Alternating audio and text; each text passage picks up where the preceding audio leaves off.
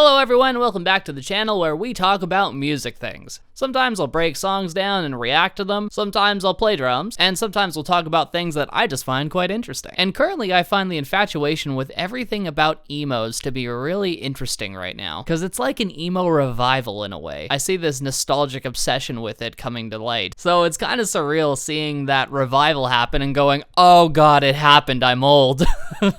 We were all pretty stoked on the Roaring 20s anyway until like the pandemic hit. The Roaring 20s are not over, my friends. After the pandemic, it's going to get crazy probably. But I've managed to hit an age where the generation after me is now obsessing over being in high school during the emo wave, which makes me feel like a complete dinosaur. Now, while this has caused way too much existential dread for someone who just escaped their 20s, it did prompt me to reflect on the days of emo music. That was the thing back in my teens and a large part of the alternative scene. The point that I'm getting to in this though is that through a bunch of external circumstances and the combination of my love of eyeliner made the nostalgia kick in pretty hard. So I figured it'd be fun to give the old emo tunes a spin and join in on the nostalgia, but then I found this. Mall Emo. Mall Emo. Of course! It makes total sense! How could I have not figured that out? Well, this prompted me to look down the rabbit hole even further, and turns out there's a lot of emo subgenres. Like, a lot of them. I am no stranger to how there can be several subgenres for a certain umbrella genre. We don't need to talk about metal because there's too many of them, or the fact that your progressive death doom, blackened shoegaze, gent slam band actually sucks. Cause, okay, I can understand the emo thing. That's simple enough. But what is this mall addition to it? Is that like Boxy? Boxy's pretty mall emo to me. Boxy is like the definition of mall emo to me. She's infuriating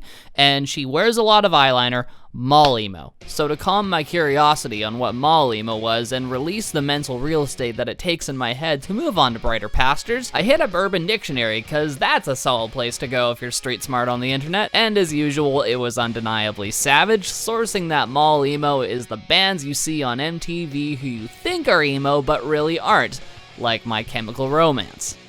Then you also got The Used, Story of the Year, Dashboard Confessional, etc. But the second definition started to give this a little more form. Mall emos think they're super hardcore and emo for listening to Evanescence and Linkin Park.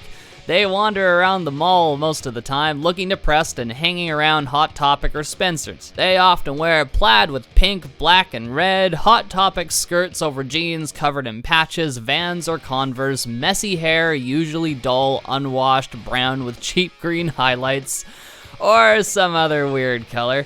Chains and dirty old wristbands, ripped hymn concert tees, oh, I haven't heard that name for a while, chipped black nail polish, tons of black eyeshadow, and way too much eyeliner. So after some more mental gymnastics, I hit up Google and it landed me on the most comprehensive music information website on the planet, Last.fm. The Used definitely gave me a chuckle and fits the narrative, but again, this just sounds like emo bands and people are attaching the mall thing to it just to let you know that they think it's generic. But what about all the other subgenres? You know, emo violence, twinkledaddies, or Midwest emo. Can't forget scrams either. Bro, if you're not listening to sparklepunk, you're not emo. There are a lot of subgenres here. It's insanity. I found at least 16 more. Dude, I thought it was just like bands, MySpace, and Guyliner, but it goes way deeper than that. The amount of subgenres that are under emo go back to the 80s. Think about it like this. As Shrek would say, emos are like onions. They've got layers. And with the cusp of the Roaring 20s just right around the corner after we finish this plague, I think it's good that we get armed to know our emo history, because it's more than just the 2000s, my friend. Okay, we're starting with the 80s. Now, as far as I found, emo core is where it began, because it crammed post-hardcore and emo together. That's where you'd find bands like Rites of Spring, Embrace, and my least favorite gin, Beefeater. This was often what we describe as the first wave. Not to be confused with the 80s goths though, since that's more where the romanticism of the look and culture began, which is why the elder goths have gatekeeping boners for the modern adoptions of the look and style now, since the spirit of it within the musical subculture kind of got washed away by the fashion trends of it. The emo subculture did become an extension of their spookier counterparts though, much to the goths' behest. I'm not a fucking emo! Birthing in the hardcore punk scene of Washington, D.C., emo took on its own form to make its own presence known stylistically, with emotional lyrics, expressive visuals, and more confessional tones, but put in an angsty way like a sad boy writing in his diary at lunchtime that he keeps stowed away in his locker. Themes like nostalgia, bitter romance, and poetic desperation became many of the tropes we've seen today within this music. But the origins all go right back to the 80s and the bands that cultivated the style. The Revolution Summer, as we've come to call it, was a big turning point though in 1985. It was a social movement within the hardcore punk scene in DC that challenged the norms of hardcore music. Anywhere from the attitudes of musicians, the fans, the bands that predicated them, or the image of what punk was, it was a pivotal underground movement and it formed a platform on what would grow into what we know as emo today. Also, there was much slam dancing, which is crowd killing's violent older brother. What happened in the scene in the mid-80s was truly wild though, and it definitely had its place within punk music. The term emocore was dubbed to the few bands that upheld the platform that emo founded itself upon, however unintentionally, and unfortunately, much to their annoyance, it stuck. That term, much like when grunge was dubbed grunge, spread amongst those privy in the music scene. Funny enough though, the bands that only liked the title were the ones getting into the game late, while the originators were the ones who couldn't stand the idea of being labeled like that. It is surprising we'd get heavier styles in post-hardcore that extended from hardcore punk.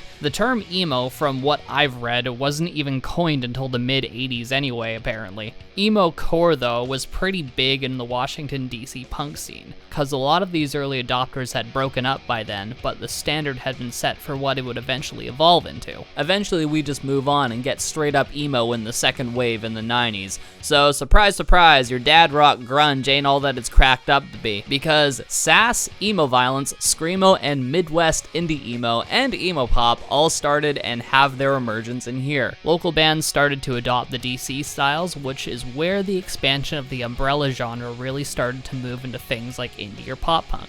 Jawbreaker and Sunny Day Real Estate were good examples of the redefinition of this. There was a lot of underground popularity for this kind of sound since the 90s were, as we all know, the grunge movement. To explain the subgenres a bit more, sass is like sassy screamo or dancey emo, which brings me to the question, sassy screamo. Is this the true origin of RoarXD? Emo violence, on the other hand, which has bands like Orchid or Reversal of Man, is where you'd get a bunch of power violence aficionados with a penchant for emo, and they thought, why not stick it together? Midwest emo, on the other hand, is pretty literal since in the 90s, it straight up was developed in the Midwestern United States. That's where you get Jimmy Eat World, and which also bleeds into emo pop. Hardcore emo, on the other hand, eventually bled into what we know as Screamo. This was when the underground emo movement was truly in a state of reinvention, since the explosion of the grunge scene had really put a lot of emphasis on seeing what bands were playing underground. The world truly fell in love with independent music and wanted to see what the bands were all about. Punk rock took a bigger step into the limelight as well, and bands like Green Day or The Offspring were there to set the standard. But the emo explosion wasn't quite ready yet, and stayed underground in the later 90s and continued to evolve and cultivate its sound. That's where you find bands like Cap'n Jazz, Braid, Christie Front Drive, Mineral, and so on and so forth. They all had their own styles and voices. Mid-90s emo captivated thousands of fans, but it still hadn't hit its full stride because that's what the 2000s were for. This is where the true adoption of the genre began. Jimmy Eat World, My Chemical Romance, Dashboard Confessionals, Fall Out Boy, AFI, Red Jumpsuit Apparatus, Panic at the Disco.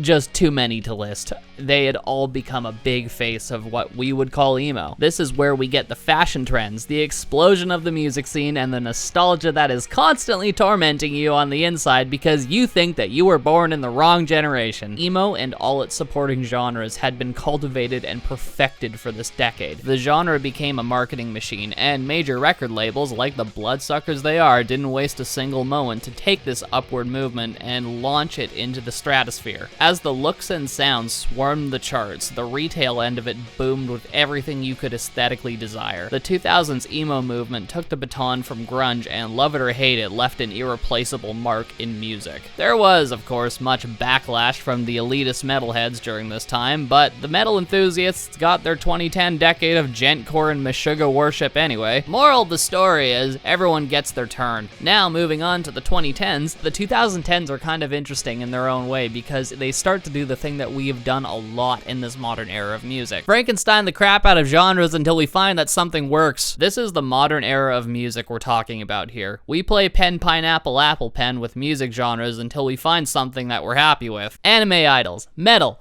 baby metal, progressive metal, wacky bald guy, Devin Townsend, Screamo, Shoegaze, Scramsgaze, Post-Screamo, Sass Revival, Scramsgaze, Blackened Screamo, and of course, twinkledaddies. And don't you dare forget sparklepunk. And under every subgenre, there are bands upon bands that exist within it. The 2010s to now, though, I'd personally say it returned back into its emo cave in the underground scene, but you had a lot of the emo kids move into the core and gent scenes as well as adopt other elements of pop. Honestly, I could go unnecessarily deeper on this, but I think you have a general idea of what I'm talking about, and I'd more so encourage you to deep dive yourself on this one and start discovering the horizons that are broader than the 2000s. So yeah, a lot of subgenres, a lot of waves. And now, armed with this information, I hope that you can go into the Roaring 20s better equipped, so that your bag of ammunition is just that much deeper to say that you were born in the wrong era. Plot twist, give it 10 to 15 years, you'll be hearing the same thing about your era too, just wait. Abe Simpson was right. But that's my time on YouTube, my friends. If you did enjoy this, please like and subscribe and hit the bell for more music crap. As I said, I love to analyze the songs that I react to along with drumming over songs y'all ask me to play, plus whatever the hell I feel like. And of course things like this, because variety is the spice of life, and why just play drums? Because that's only 80% of my personality. So if there's other subgenres you want me to deep dive and check out, please let me know in the comments. Also, I am very stoked to say we have a Discord now. You can just check the link in the description, because I really want to build a music community. We're all just hanging out in there talking music and whatever else we feel like, and just kind of having fun, so come in and join us. Or if you have any music you want to recommend, or suggest something that you want me to react to, I by all means welcome you, because it's a good vibe in there. As well, for the metal fans, if you like progressive metal, check out my band Cosm, or if you like my dumb ass enough, maybe you should even follow me on Instagram. Anyways though, take care, thank you again for watching, and I shall see you next time.